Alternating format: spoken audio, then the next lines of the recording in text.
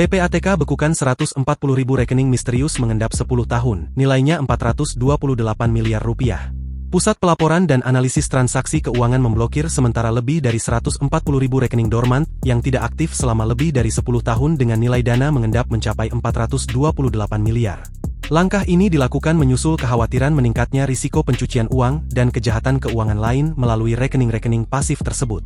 PPATK melakukan upaya perlindungan rekening nasabah, tentunya agar hak dan kepentingan nasabah bisa terlindungi, uang nasabah tetap aman dan 100% utuh. Demikian keterangan resmi PPATK, Rabu, 30 Juli 2025. Pemblokiran sementara ini dilakukan berdasarkan data dari perbankan per Februari 2025 dan resmi diberlakukan sejak 15 Mei 2025. Tujuannya mendorong verifikasi ulang oleh pihak bank dan pemilik rekening, serta memastikan tidak ada penyalahgunaan rekening untuk aktivitas ilegal.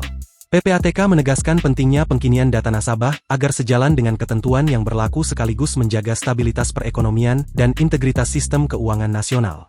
Lebih jauh, PPATK mengungkap temuan mencengangkan dari hasil analisis dan pemeriksaan sejak 2020. Tercatat lebih dari 1 juta rekening diduga terhubung dengan tindak pidana. Dari jumlah itu, lebih dari 150.000 merupakan rekening nomine, yakni rekening yang didaftarkan dengan identitas pihak lain dan diperoleh secara ilegal termasuk lewat jual beli atau peretasan. Rekening-rekening ini kemudian digunakan untuk menampung dana hasil tindak pidana lalu dibiarkan tidak aktif atau dormant, ungkap PPATK.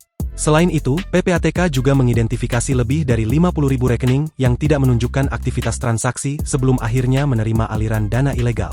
Situasi serupa juga ditemukan pada rekening penyalur bantuan sosial. PPATK mencatat lebih dari 10 juta rekening penerima bansos tidak digunakan selama lebih dari 3 tahun. Dana senilai 2,1 triliun pun hanya mengendap tanpa tersalurkan menunjukkan indikasi distribusi yang belum tepat sasaran. Yang lebih mengkhawatirkan, lebih dari 2.000 rekening milik instansi pemerintah dan bendahara pengeluaran juga dinyatakan dormant dengan dana tertahan mencapai 500 miliar. Padahal secara fungsi, rekening-rekening ini seharusnya aktif dan terpantau. Jika dibiarkan hal ini akan memberikan dampak buruk bagi ekonomi Indonesia, serta merugikan kepentingan pemilik sah dari rekening tersebut, tegas PPATK. PPATK menyerukan perbankan dan instansi terkait untuk segera melakukan verifikasi data nasabah dan pengaktifan rekening sesuai prosedur hukum, agar celah kejahatan keuangan tidak terus melebar. Download Tribun X sekarang, menghadirkan lokal menjadi Indonesia.